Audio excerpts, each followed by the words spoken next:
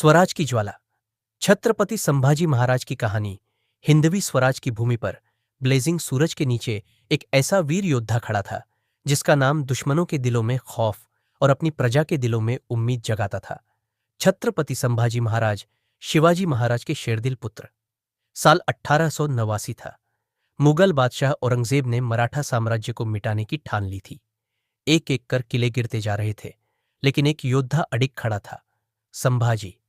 उन्होंने दुश्मन के बीच घुसकर युद्ध किए, गुरिल्ला रणनीति से उन्हें चौंकाया और स्वराज की मशाल को अपनी आखिरी सांस तक जलाए रखा।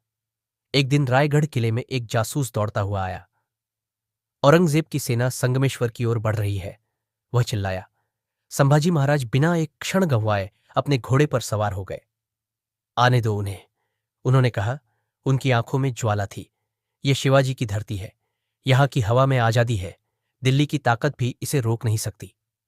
गद्दारी और भारी चुनौतियों के बावजूद संभाजी एक शेर की तरह लड़े।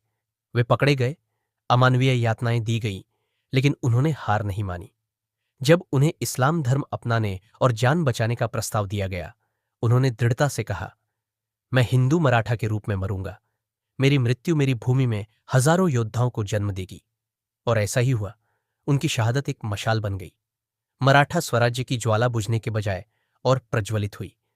वर्षों बाद वही ज्वाला मुगल साम्राज्य के पतन का कारण बनी।